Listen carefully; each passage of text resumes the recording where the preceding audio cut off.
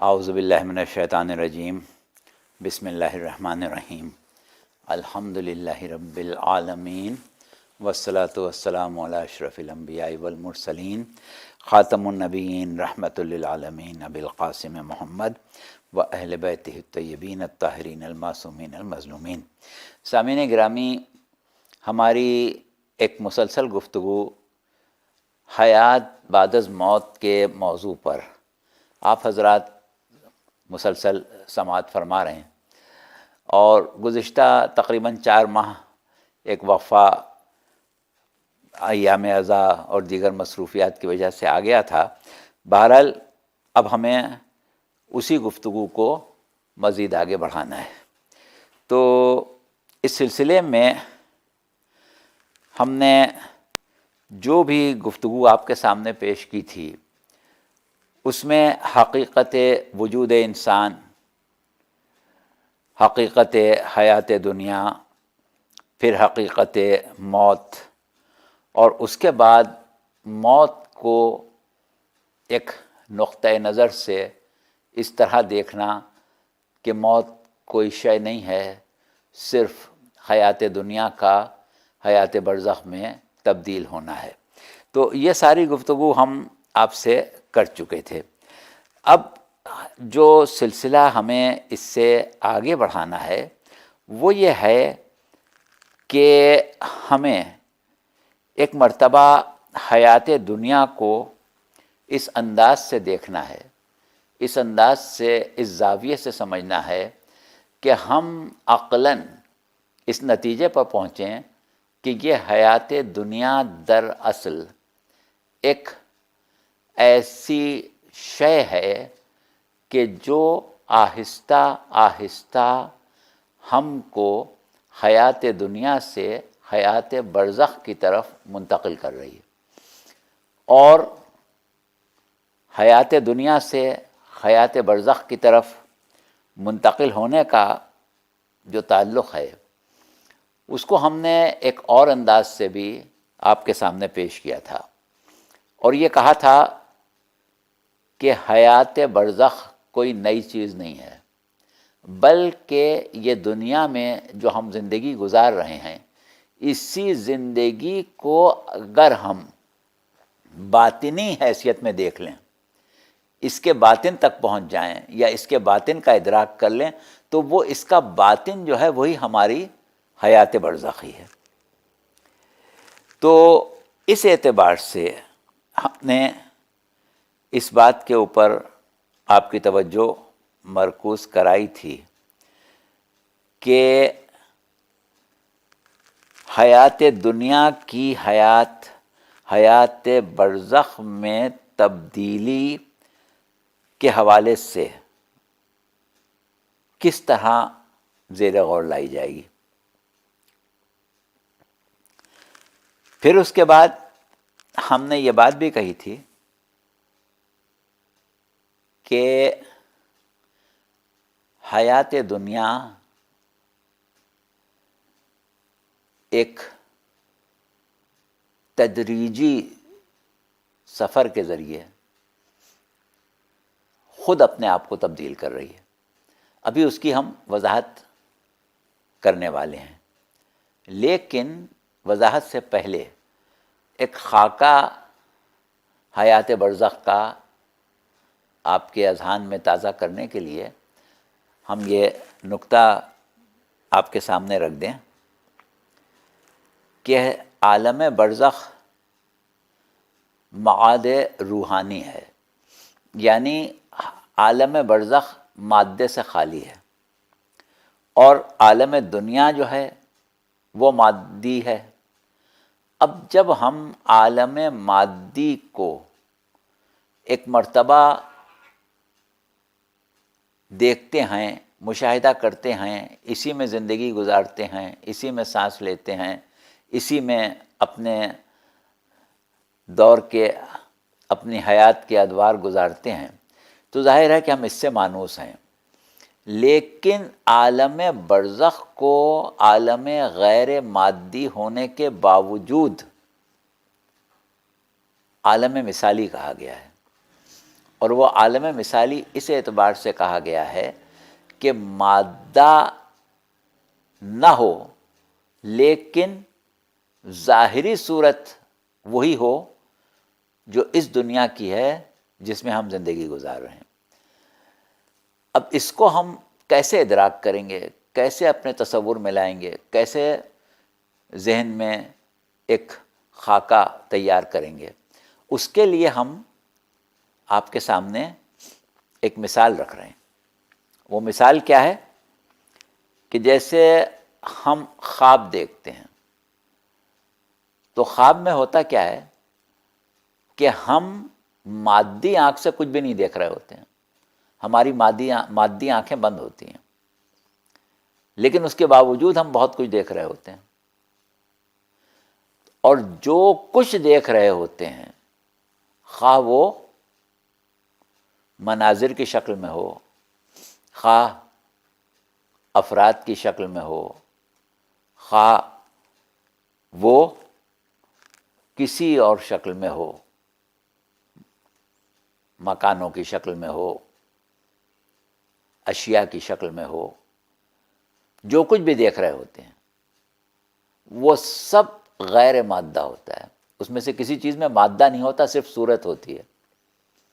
یعنی آپ نے خواب میں ایک شخص کو دیکھا اور اس کے بعد آپ نے بیان کیا کہ میں نے فلاں شخص کو دیکھا، وہ کرسی پر بیٹھا ہوا تھا، تو لفظ کرسی آپ کیوں استعمال کر رہے ہیں؟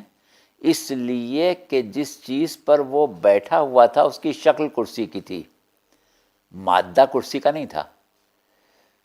تو بہرحال یہ ایک الگ بحث ہے کہ وجود جو ہے اس کا تعلق مادے سے ہے یا صورت سے ہے، یہ فلسفے کا مسئلہ ہے، اس کو ہم آگے چل کے بیان کریں گے۔ ابھی فی الحال ہم خواب کی مثال دے رہے ہیں۔ یعنی خواب میں آپ جو کچھ دیکھ رہے ہیں اس میں سے کوئی چیز بھی مادہ نہیں ہے، اور نہ آپ مادی آنکھ سے دیکھ رہے ہیں، لیکن آپ کو ایسا محسوس ہوتا ہے خواب میں کہ جیسے آپ اسی عالم دنیا میں ہیں، جو کچھ دیکھ رہے ہیں اسی عالم دنیا میں دیکھ رہے ہیں، جبکہ یہ عالم دنیا مادی ہے۔ تو بس یہ ایک مثال ہے خواب کے ذریعے عالم برزخ کو محسوس کرنے یا اس کا ادراک کرنے کی، کہ ہم مادی آنکھ کو بند کر کے اس کی فعالیت کو منقطع کر کے اپنی ایک غیر مادی اور غیر محسوس ہونے والی قوت بصارت سے مشاہدات بھی کر رہے ہیں، آوازیں بھی سن رہے ہیں اور کلام بھی کر رہے ہیں، لیکن مادے کا اس میں کوئی دخل نہیں ہے۔ جبکہ ہم کو ایسا لگ رہا ہے کہ ہم جو کچھ بھی دیکھ رہے ہیں، جس چیز سے بھی گزر رہے ہیں، وہ اسی عالم دنیا میں ہے۔ تو اس اعتبار سے ہم عالم برزخ کو عالم مثالی بھی کہتے ہیں اور عالم غیر مادی بھی کہتے ہیں۔ تو یہ ایک مثال تھی، وہ ہم نے آپ کے سامنے پیش کر دی۔ اب ہم آگے بڑھتے ہیں، اور وہ یہ ہے کہ حیات دنیا کو اب ہم اس زاویے سے دیکھیں کہ یہ اپنے اندر ایک خاص صلاحیت رکھتی ہے، اور وہ صلاحیت کیا ہے؟ اور صلاحیت بھی صرف صلاحیت نہیں ہے بلکہ فعالیت کے ساتھ ہے، بروئے کار ہے۔ اور وہ کیا صلاحیت ہے کہ یہ ہر وقت ہمارے وجود کو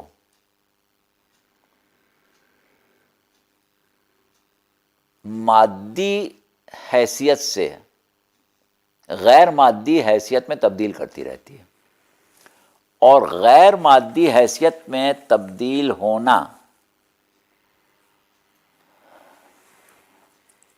اس دنیا کا ہی اس حیات دنیا کا ہی خاصہ ہے۔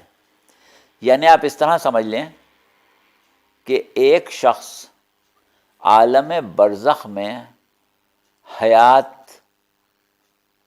یا وجود نہیں پا سکتا جب تک کہ وہ عالم دنیا سے نہ گزرا ہو۔ اب یہ ایک الگ مسئلہ ہے کہ وہ عرصہ جس میں وہ عالم دنیا میں رہا وہ کتنا ہی مختصر کیوں نہ ہو، کتنا ہی مختصر وقفہ ہو، لیکن عالم برزخ میں اس کا وجود جو ہے وہ اسی صورت میں ممکن ہے کہ جب دنیا میں اس نے ایک حیات پائی ہو، چند لمحوں کی پائی ہو، چند منٹوں کی پائی ہو، چند گھنٹوں کی پائی ہو، چند ماہ کی پائی ہو، چند سالوں کی پائی، لیکن کچھ نہ کچھ پائی ہو۔ اس میں ایک بات اور آپ اپنے ذہن میں واضح رکھیے گا، وہ یہ ہے کہ اگر ایک بچہ شکم مادر میں جسم کی ارتقائی منزلیں طے کرتا رہے اور کسی بھی منزل پر آ کے قبل اس کے کہ مرحلہ تخلیق روح آئے، یا جس کو عام زبان میں ہمارے ہاں کہا جاتا ہے جان پڑنا، جان پڑنے سے پہلے اگر وہ ساقط ہو جائے، جان پڑنے سے پہلے اس میں جو ایک حیات ارتقاء ہے وہ ختم ہو جائے، تو ایسے جنین کا، یعنی ایسے بچے کا عالم برزخ نہیں ہے، اس کی حیات وہیں منقطع ہو جائے گی۔ اب اس کے لیے عالم برزخ نہیں ہے۔ عالم برزخ کے لیے ضروری ہے کہ حیات دنیا پائی ہو، حیات دنیا کے بعد ہی عالم برزخ کی حیات ملتی ہے۔ یہ ایک چھوٹی سی بات تھی جس کو ہم نے واضح کر دیا۔ اچھا، اب ایک بات اور ہے جو ہم پہلے بہت تفصیل سے بتا بھی چکے ہیں، ثابت بھی کر چکے ہیں، اور اس کا اختلافی ہونا اور اختلافی ہونے کی وجوہات ہونا وہ سب ہماری گزشتہ نشستوں میں بیان ہو چکا ہے۔ اب صرف یاد دہانی کے لیے ہم اس بات کو دہرا رہے ہیں۔ وہ کیا ہے کہ روح انسانی کا لفظ ہم اس لیے نہیں استعمال کر رہے ہیں کہ ہم نے آپ کو پہلے بتا دیا تھا کہ ہمارا جو نصاب ہے موجودہ نشستوں کا، اس میں ہم ارواح نباتی یا ارواح حیوانی کو روح کے زمرے میں شمار نہیں کر رہے ہیں۔ جب ہم لفظ روح کہیں تو مطلب انسانی روح ہوتی ہے، یعنی شعور و ادراک کے ساتھ روح کا تصور۔ تو اب جب ہم روح کا لفظ استعمال کرتے ہیں تو ہم یہ کہتے ہیں کہ یہی حقیقت وجود انسان ہے، جسم کو حقیقت وجود قرار نہیں دیتے۔ اور یہاں تک بات ہم نے آپ سے کی تھی کہ بس آپ یہ سمجھ لیں کہ کسی کی روح کوئی چیز نہیں ہوتی، جس شخصیت کا تصور آپ ذہن میں لا رہے ہیں اپنا یا اپنے علاوہ، وہ شخصیت خود ہی روح ہے۔ یعنی روح اور شخصیت دو الگ الگ چیزیں نہیں ہیں، فلاں کی روح کوئی چیز نہیں ہے۔ یہ بات ہم پہلے بہت تفصیل سے کر چکے ہیں۔ اچھا، اب اس وقت ہم یاد کیا دلانا چاہ رہے تھے؟ وہ بات یہ یاد دلانا چاہ رہے تھے کہ یہ روح جو ہے یہ عالم دنیا میں کسی دوسرے عالم سے نہیں لائی جاتی ہے، بلکہ اسی طرح مادہ جسم میں خلق ہوتی ہے، جس طرح ایک پھول میں خوشبو خلق ہو یا ایک پھل میں ذائقہ، تاثیر یا خوشبو خلق ہو۔ اگر ہم کسی پھول میں باہر سے خوشبو ڈال دیں یا کسی پھل میں باہر سے ذائقہ، مثلا مٹھاس انجیکٹ کر دیں تو وہ پھل میٹھا تو ضرور ہو جائے گا، لیکن کوئی بھی اس مٹھاس کو یا اس ذائقے کو اس پھل کا ذائقہ نہیں کہے گا، اصلی ذائقہ نہیں کہے گا۔ اصلی ذائقہ کب کہے گا؟ کہ جب اس ذائقے نے وجود پایا ہو خود اس پھل کے اندر، خود اس پھل کے مادے میں۔ خوشبو نے وجود پایا ہو خود اس پھول کے مادے میں۔ تو اس اعتبار سے اگر ہم یہ کہیں کہ خوشبو پھول کا جوہر ہے، یعنی حقیقت پھول ہے، ذائقہ، خوشبو، تاثیر حقیقت پھل ہے یا پھل کا جوہر ہے. تو یہ اسی صورت میں کہہ سکتے ہیں کہ جب وہ باہر سے نہ ڈالا جائے، خود اس میں خلق ہو، خالق اس شے کو، اس جوہر کو خود اس کے اندر خلق کرے. تو بالکل اسی طریقے سے ہم نے یہ ثابت کیا تھا کہ جب شکم مادر میں تخلیق جسم کے مراحل اپنی ارتقائی منزلیں طے کر لیتے ہیں، تو اس مادہ جسم میں ہی جوہر مادہ یا یعنی مادے سے کیا مراد ہے ہماری؟ جوہر مادہ جسم انسانی. تو اس جسم انسانی میں ہی انسان کا جوہر جو ہے وہ خلق ہوتا ہے. اور اس کے لیے پروردگار عالم نے سورہ مومنون کی 14ویں آیت میں بہت تفصیل سے ذکر کیا ہے، جہاں کہا ہے کہ ثم خلقنا النطفۃ علقۃ فخلقنا العلقۃ مضغۃ فخلقنا المضغۃ عظاما فکسوف العظام لحما. یہاں تک پروردگار عالم نے ایک تذکرہ کیا ہے انسان کی جسمانی تخلیق کا، کہ پہلے ہم نے اس نطفے کو جمے ہوئے خون کی پھٹکی میں تبدیل کر دیا. پھر ہم نے، اور وہاں پر لفظ خلقنا، ہر جگہ خلقنا کا لفظ استعمال ہو رہا ہے، یعنی نطفے کو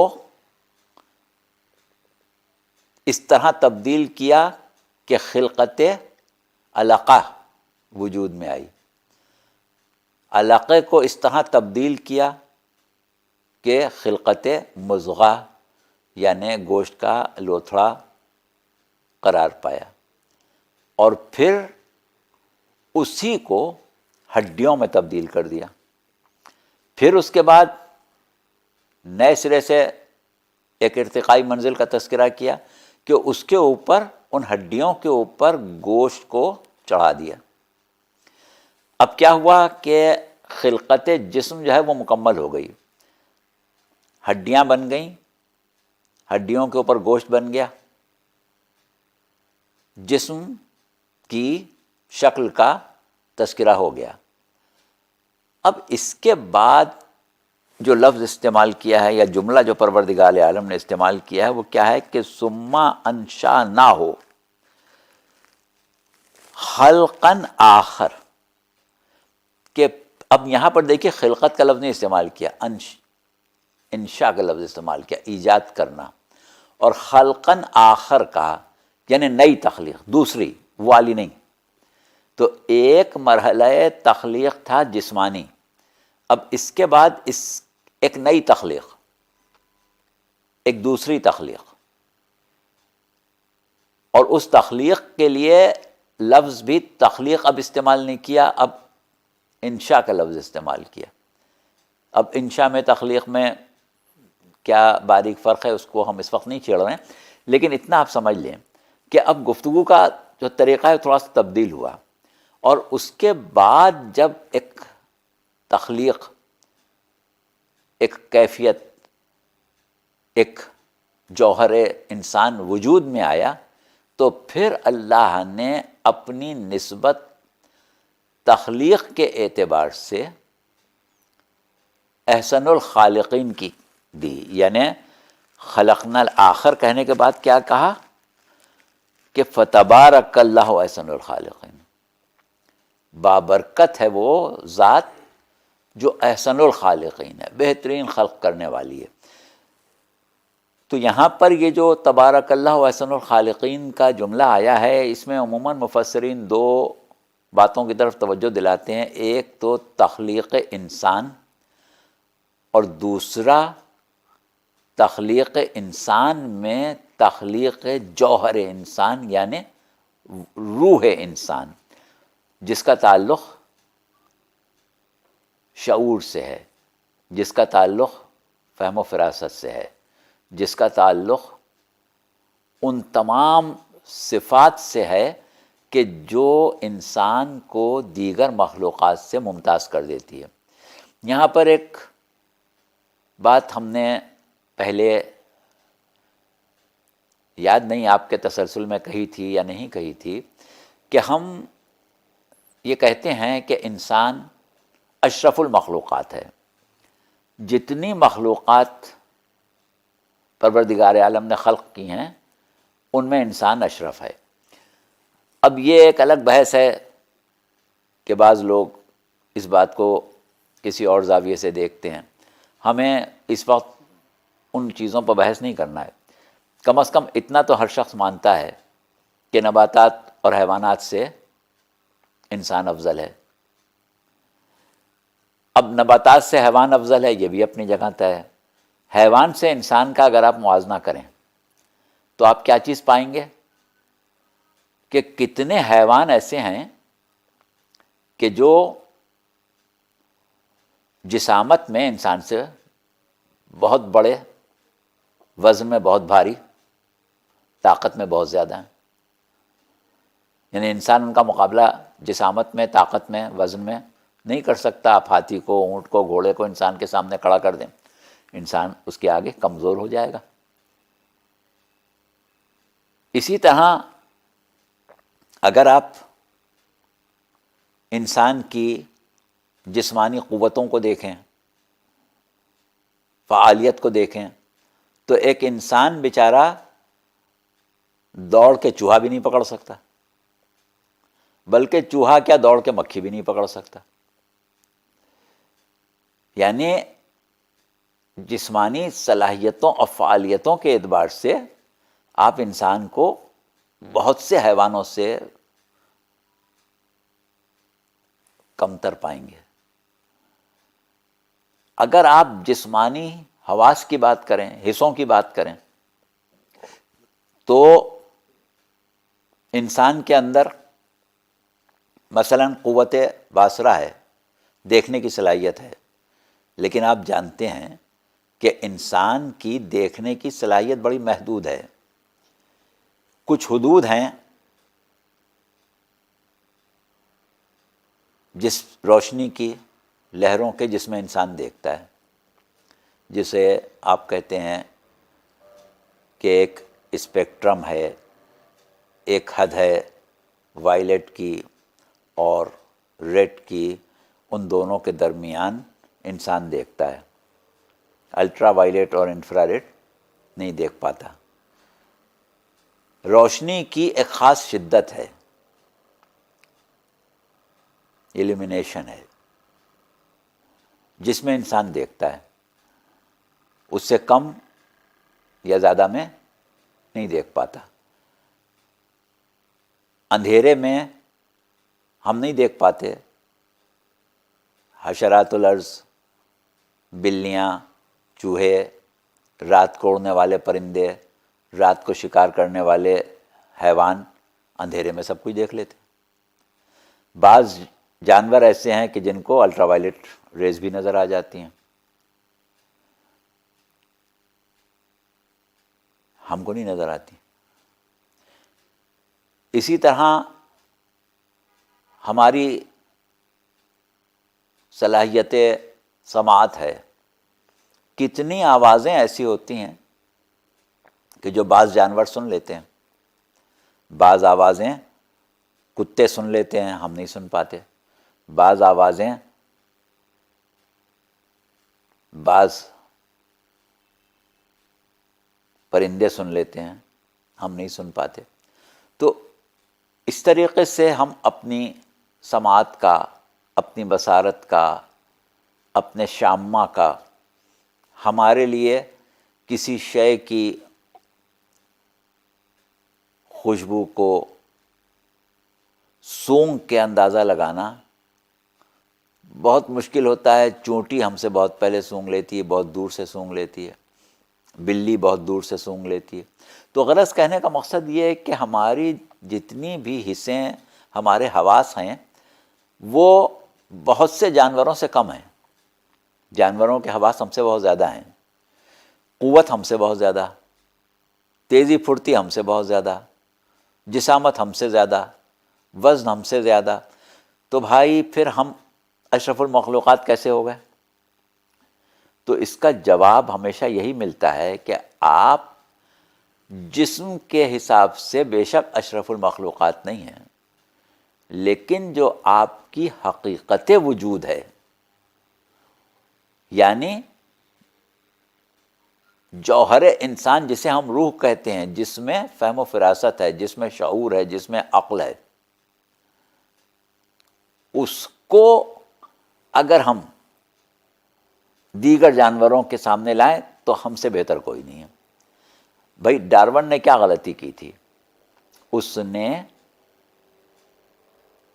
جسم کو، یعنی بندر کے جسم کو انسان کے جسم سے ملایا تھا، موازنہ کیا تھا، اور حقیقت انسان کو بندر تک پہنچا دیا تھا. لیکن صورت کیا تھی کہ اس نے حقیقت جسم کو سمجھا تھا. حقیقت انسان اس کی روح تھی. اگر وہ انسان کی روح اور بندر کی قوت حیات کے درمیان موازنہ کرتا تو کبھی بھی کوئی مماثلت اس کو نہیں ملتی. مماثلت کہاں ملی؟ جسم میں ملی. تو بات یہ ہے کہ ہم یہی ثابت کرنا چاہ رہے ہیں کہ جسم جو ہے اس کی کوئی حیثیت اس اعتبار سے نہیں ہے کہ ہم اس کو بحیثیت انسان دیکھیں. جوہر انسان یا روح انسان کو بحیثیت انسان دیکھتے ہیں. تو یہ بحث ہم نے اس لیے چھیڑی کہ جب جسم بنا تو اللہ نے نہیں کہا تبارک اللہ احسن الخالقین. تبارک اللہ احسن الخالقین کب کہا؟ جب روح وجود میں آئی. تو یہ جو دوسری تخلیق، نئی تخلیق کی بات ہو رہی ہے، یہ تخلیق روح ہے. تو غرض کہنے کا مقصد ہمارے یہ تھا کہ یہ بات ہم بہت پہلے ثابت بھی کر چکے تھے، بتا بھی چکے تھے. اب اس کو دوبارہ جو ہم نے یاد دہانی کرائی، اس کا مقصد صرف اتنا تھا کہ جو گفتگو آپ ہماری سنیں وہ پوری توجہات اس طرح مبذول کریں کہ تازگی کے ساتھ توجہات مبذول ہوں. تو خیر، اب ہم کہاں پہنچ رہے ہیں کہ ہم نے یہ کہا کہ یہ بات ہم پہلے کہہ چکے ہیں کہ روح انسانی جو ہے وہ باہر سے نہیں آتی، بلکہ خود انسان کے جسم میں تخلیق ہوتی ہے. اب اس کے بعد جو ہمارا اگلا نقطہ تھا جہاں ہمیں آپ کو لے جانا تھا، وہ یہ تھا کہ صرف اس لیے وجود انسانی کو، جسم انسانی کو اور کیفیات جسمانی کو ہم زیر غور لا رہے ہیں کہ ہم یہ بتائیں کہ یہ حیات دنیا جو ہے یہی ہماری حیات برزخ کا سفر ہے. تو یہاں ہم آپ کو یہ بتائیں کہ حیات دنیا جو ہے وہ دو قسم کے سفر، دو قسم کی سیر یا دو قسم کی ارتقائی منازل طے کرتا ہے. ایک سفر وہ ہے جسے ہم سفر تکوینی کہتے ہیں، اور سفر تکوینی وہ ہوتا ہے کہ جو ہمیں نظر آتا ہے. یعنی ایک بچہ شیرخوار تھا، اس میں جسمانی نشو و نما ہوا، اس میں ذہنی نشو و نما ہوا، اور وہ ایک بچہ کہلانے لگا. پھر وہی بچہ لڑکا کہلانے لگا. پھر وہی لڑکا اب جوان ہو گیا، پھر اس کے بعد منازل عمر اور آگے بڑھیں، ادھیڑ عمری کا زمانہ آ گیا، بڑھاپے کا زمانہ آ گیا، تو یہاں تک کہ وہ اس دنیاوی زندگی کے سفر کو ختم کر کے چلا گیا۔ تو یہ سفر جو ہے یہ ہے ایک تکوینی، اس میں نہ انسان کا اپنا ارادہ شامل ہے، نہ کوئی کوشش شامل ہے، اور نہ ہی اس کے اختیار میں اس کو روکنا ہے۔ یعنی وہ چاہے کہ سفر تکوینی رک جائے، بچہ چاہے میں جوان نہ ہوں یا جوان چاہے کہ میں بوڑھا نہ ہوں، یہ ممکن نہیں ہے۔ یہ ایک تکوینی اور تخلیقی سفر ہے، یعنی انسان کی تخلیق اسی انداز پر ہوئی ہے۔ انسان کی کیا، تقریباً ہر جاندار کی، وہ پھر ہمیں یہاں تو اس وقت موضوع گفتگو انسان ہے، اس لیے ہم لفظ انسان استعمال کریں۔ تو ہوتا کیا ہے کہ یہ جو ہماری حرکت ہے تکوینی، تکوین کے مراحل ارتقائی ہیں۔ یہ کس طرح طے ہوتے ہیں؟ ان کے طے ہونے کے لیے ایک لفظ استعمال ہوتا ہے، حرکت جوہری۔ جوہری حرکت کے ذریعے یہ سفر تکوینی جو ہے یہ طے ہو رہا ہے، اور یہ جوہری حرکت جو ہے یہی ہماری حیات دنیا کو آہستہ آہستہ حیات برزخ میں تبدیل کر رہی ہے۔ یہی ہمارا آج کا خاص موضوع ہے، کیونکہ اس سے پہلے جو گفتگو ہوئی وہ تو سب آپ پہلے سن چکے ہیں۔ تو اب یہاں سے ہم اپنی گفتگو کو آگے بڑھا رہے ہیں۔ تو ہم نے بتایا کہ ایک سفر ہے تکوینی، اب دوسرا سفر کون سا ہے؟ دوسرا سفر ہے تشریعی۔ وہ کون سا سفر ہے؟ کہ ارشاد پیغمبر اسلام صلی اللہ علیہ وآلہ وسلم ہے کہ بعثت لأتمم مکارم الاخلاق، میری بعثت جو ہے وہ مکارم اخلاق کی عمارت کو پایۂ تکمیل تک پہنچانے کے لیے ہوئی ہے۔ تو دیکھیے یہ اتممہ کا لفظ جو ہے نا، اتمام تک لے جانا، اس کا مطلب یہ ہے کہ یہ بھی ایک سفر ہے۔ ایک شے مقام نقص سے، ناقص مقام سے اتمام کی مقام تک جا رہی ہے، تو یہ ایک سفر ہے۔ اور یہ آپ سمجھتے ہیں کہ انبیاء کی بعثت کا مقصد دراصل عالم انسانیت کو اس کی تخلیق کے مقصد کو پورا کرانے کے لیے ہوتی ہے۔ انبیاء بیکار تو نہیں مبعوث ہوتے۔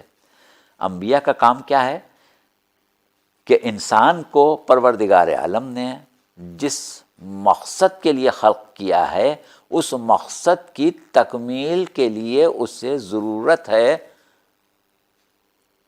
انبیاء کی تعلیمات کی۔ تو آپ اس کو اس طرح سمجھیں کہ دیکھیں، ایک شخص ہے، ایک انسان ہے، ایک بچہ ہے، جوان تو وہ حرکت جوہری سے ہو جائے گا، لیکن آپ چاہیں کہ وہ ڈاکٹر بن جائے، آپ چاہیں کہ وہ انجینئر بن جائے، آپ چاہیں کہ وہ پائلٹ بن جائے، وہ کوئی اور اعلیٰ فن حاصل کر لے، تو وہ خود بخود نہیں ہوگا۔ اس کے لیے اس کو ایک سفر طے کرنا پڑے گا، درجات سے گزرنا پڑے گا، کبھی پرائمری سے، کبھی سیکنڈری سے، کبھی ہائر سیکنڈری سے، کبھی اس کے اوپر سے، کہ وہ ایک سفر ارتقاء علمی طے کر کے وہاں تک پہنچے گا۔ تو یہ جو ہے یہ اس کے اپنے کرنے کا کام ہے، یہ حرکت جوہری سے نہیں ہوگا، یہ اس کی ارتقاء عقلی سے ہوگا۔ اور یہ ارتقاء عقلی جس کو ہم کبھی تزکیہ نفس کہتے ہیں، کبھی بالیدگی روح کہتے ہیں، کبھی اس کو ہم ارتقاء عقل کہتے ہیں.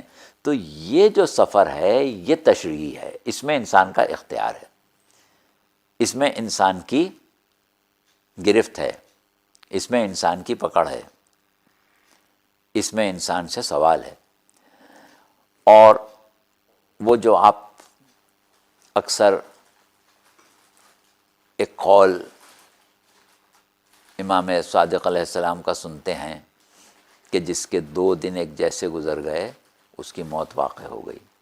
تو یہ 2 دن ایک جیسے گزرنے کا مطلب کیا ہے کہ سفر ارتقاء عقلی جو ہے وہ منجمد ہو گیا. جیسی منزل علم، جیسی منزل معرفت، جیسی منزل بندگی، جیسی منزل تقرب کل تھی ویسی آج بھی ہے.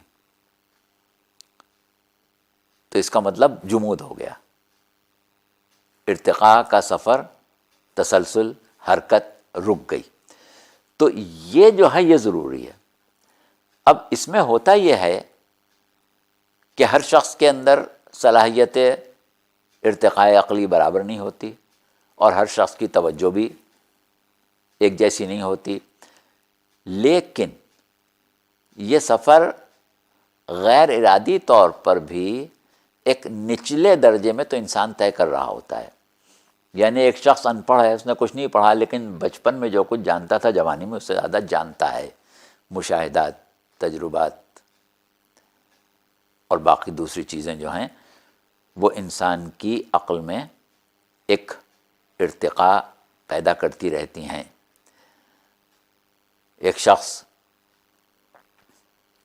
جس کی عمر مثال کے طور پر 40 سال ہے، تو وہ جب اپنے 20-22 سال کی عمر کی باتوں کو یاد کرتا ہے تو یہ سوچتا ہے کہ میں کتنا کم عقل تھا،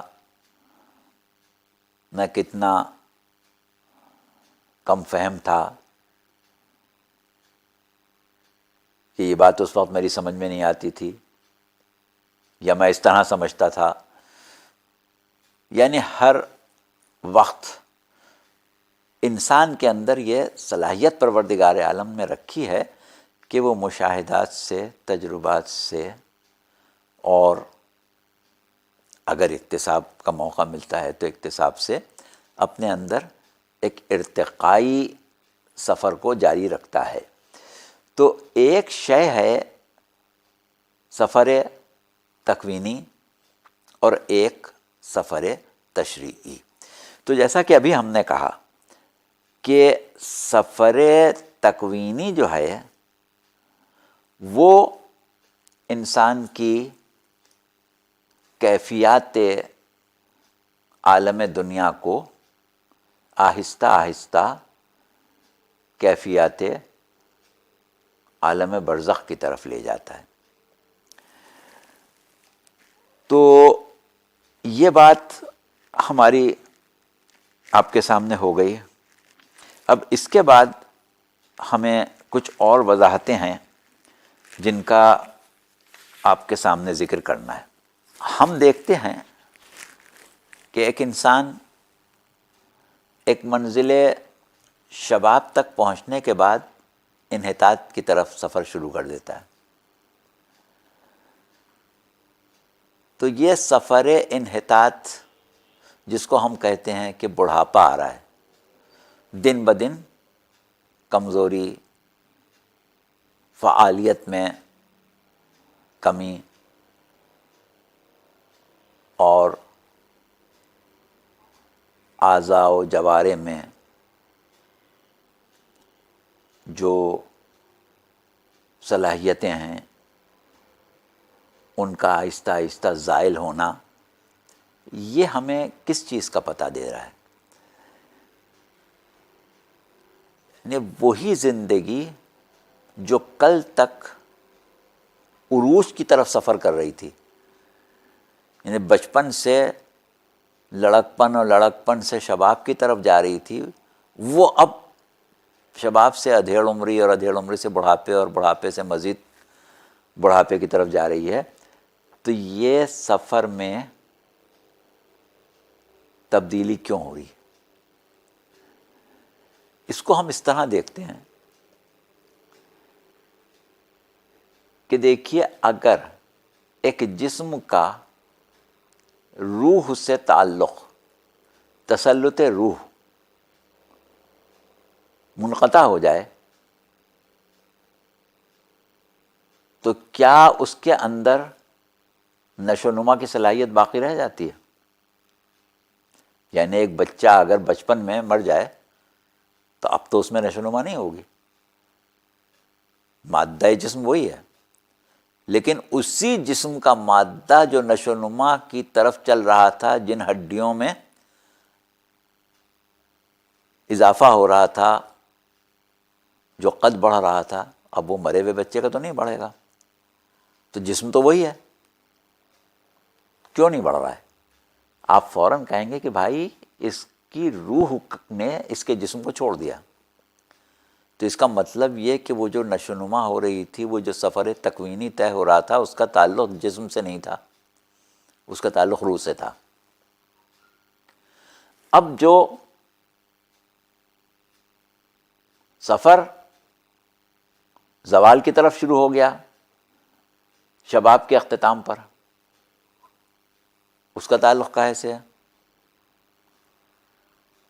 دیکھیے اگر اس کو جوانی میں موت آ جائے تو ظاہر ہے کہ اب وہ بڑھاپے کی طرف تو سفر نہیں کرے گا۔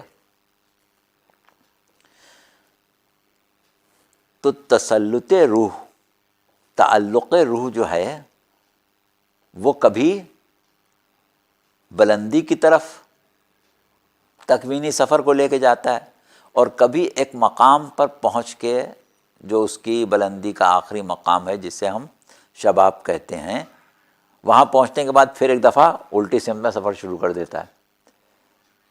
جبکہ تسلط روح جو ہے جسم میں ہے، اگر ہم یہ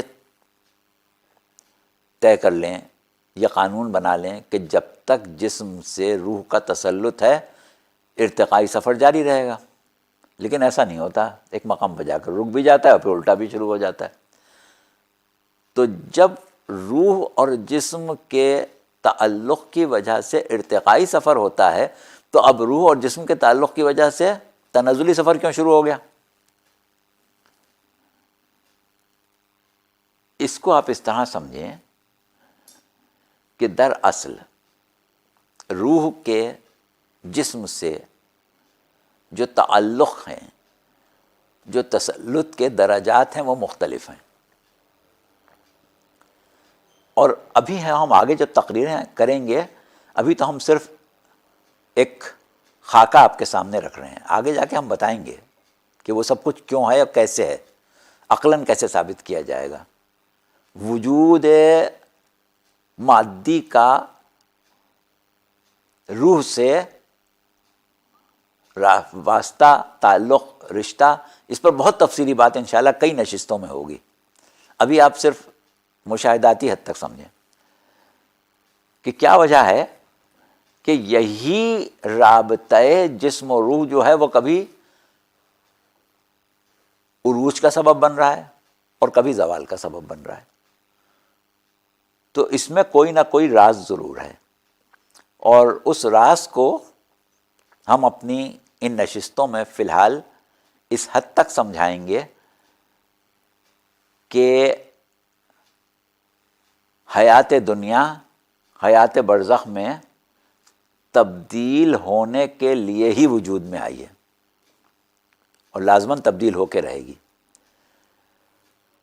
تو آج ہم اپنی اس تقریر کو اس مقام پر ختم کر رہے ہیں، اور انشاءاللہ جو ہماری اگلی نشست ہوگی وہ اسی مقام سے شروع ہوگی۔ وآخر دعوانا ان الحمد للہ رب العالمین۔ السلام علیکم ورحمۃ اللہ وبرکاتہ۔